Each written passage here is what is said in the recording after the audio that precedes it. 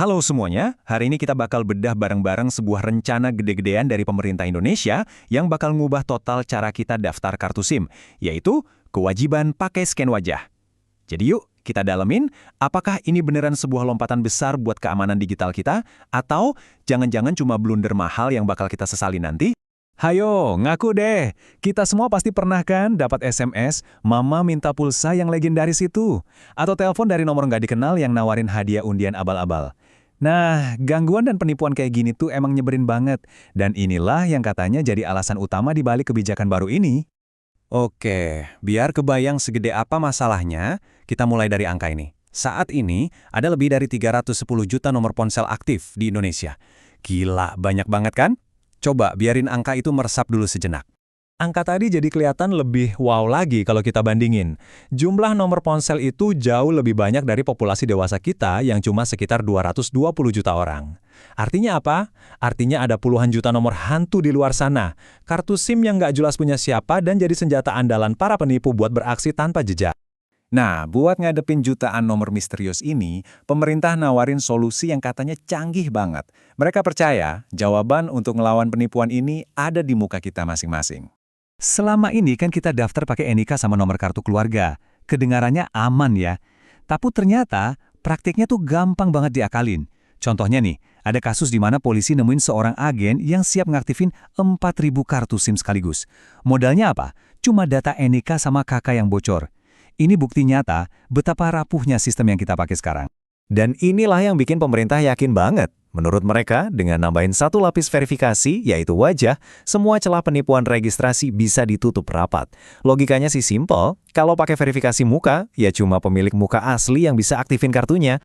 Terus gimana prosesnya nanti? Sebenarnya cukup simpel, kalian tetap kasih NIK sama nomor KK kayak biasa. Nah bedanya di sini nih, langkah kedua, kalian bakal diminta buat scan muka.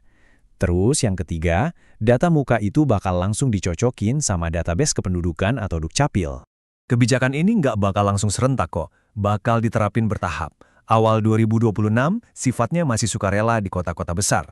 Tapi puncaknya itu tanggal 1 Juli 2026. Nah di tanggal ini, sistemnya jadi wajib, nggak ada tawar-menawar buat siapapun yang mau daftar kartu SIM baru di seluruh Indonesia. Oke, sekilas kedengarannya keren banget ya, solusi anti penipuan yang canggih. Tapi, disinilah kita harus mulai kritis. Mulai banyak nih yang ragu, sebenarnya langkah tambahan yang mahal ini perlu-perlu amat nggak sih? Dan ini dia pertanyaan intinya. Tunggu dulu deh, bukannya pemerintah udah punya data biometrik kita dari EKTP? Ingat kan waktu kita bikin EKTP, kita semua udah serahin foto muka, 10 sidik jari, bahkan ada yang scan iris mata. Datanya kan udah ada semua tuh. Jadi kenapa kita harus rekam ulang muka cuma buat sebuah kartu SIM? Para ahli teknologi juga setuju soal ini. Mereka ngelihat ini sebagai proses yang mubazir. Intinya, ini tuh kayak kerja dua kali. Data muka kita kan udah ada di database Dukcapil. Harusnya ya data itu aja yang dimanfaatin. Ngapain bikin proses baru yang ribet dan boros? Dan pertanyaan yang lebih gede lagi, ini beneran bakal efektif? Penjahat yang serius itu pintar. Mereka bisa aja ganti pakai eSIM dari luar negeri yang nggak pakai aturan ini. Atau ya tinggal pakai WiFi publik buat nipu. Jadi, jangan-jangan aturan ini cuma bakal bikin penjahat jadi lebih kreatif, sementara kita, warga biasa, yang jadi repot. Selain soal efektif atau enggak, kita juga mesti ngomongin soal duit. Yap, karena setiap kebijakan baru, apalagi yang pakai teknologi canggih, pasti ada biayanya. Pertanyaannya, siapa yang bayar? Ini dia angkanya. Tiap kali ada yang scan muka buat registrasi, operator seluler wajib bayar Rp3.000 ke Dukcapil buat biaya verifikasi. Kedengarannya kecil ya 3.000? Coba kita hitung. Kalau ada 10 juta pendaftar baru setahun, itu artinya 30 miliar rupiah langsung masuk ke kas negara, cuma dari operator doang. Dan beban ini tuh bukan main-main loh. Biaya regulasi yang ditanggung operator di Indonesia itu udah paling tinggi se-Asia Tenggara, sekitar 12,2% dari pendapatan mereka. Kebijakan scan muka ini ya cuma bakal nambahin beban yang udah berat. Dan ujung-ujungnya, siapa yang kena? Bisa jadi kita, para konsumen. Dan tiap kali kita ngomongin proyek identitas skala raksasa di Indonesia, angka ini selalu muncul lagi. 2,3 triliun rupiah. Yap, itulah jumlah kerugian negara gara-gara korupsi di mega proyek IKTP. Sebuah pengingat pahit tentang apa yang bisa kejadian kalau proyeknya nggak diawasi dengan benar. Kalau kita perhatiin baik-baik, polanya tuh kok mirip banget ya. Bikin khawatir deh. Proyek EKTP sama kebijakan SIM baru ini tujuannya mirip, teknologinya mirip, dan sayangnya risikonya juga mirip banget. Sama-sama mau ngamanin identitas pakai biometrik, tapi sama-sama buka celah buat korupsi dan pemborosan. Pertanyaannya, kita mau ngulangin kesalahan yang sama lagi gitu. Oke, di luar soal efektivitas dan biaya, ada satu dampak lagi yang mungkin paling krusial, dampak sosialnya. Siapa aja sih yang berisiko ketinggalan gara-gara kebijakan yang tech-savvy banget ini? Dan yang ironis, pemerintah sendiri tuh ngakuin kalau ini jadi tantangan. Mereka sadar, nggak semua warga Indonesia punya smartphone yang kameranya oke buat verifikasi muka. Ini adalah realita pahit di lapangan.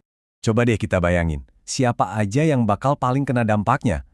Para orang tua atau kakek nenek kita yang mungkin gaptek, saudara-saudara kita di desa-desa terpencil yang sinyal internetnya aja susah, mereka yang masih setia pakai HP jadul, atau keluarga yang buat beli smartphone baru aja mikir 1000 kali. Mereka semua ini beresiko terisolasi. Dampaknya serius banget loh. Zaman sekarang, nomor HP itu bukan cuma buat teleponan atau SMS-an. Itu kunci kita buat akses M-Banking, daftar sekolah anak, cari info kesehatan, sampai dapat kode OTP buat semua akun digital kita. Kehilangan akses ke kartu SIM itu artinya kita kayak dikunci dari ekosistem ekonomi dan sosial modern. Jadi kita balik lagi ke dilema utamanya. Di satu sisi ada janji keamanan dari ancaman penipuan. Di sisi lain, ada bayang-bayang kebijakan yang nggak efisien, risiko korupsi yang rasanya familiar, dan potensi meminggirkan jutaan warga. Pada akhirnya, keputusan ada di tangan pembuat kebijakan. Tapi tugas kita sebagai masyarakat adalah untuk terus bertanya, terus mengawasi, dan memastikan bahwa setiap langkah yang katanya kemajuan ini nggak meninggalkan siapapun di belakang.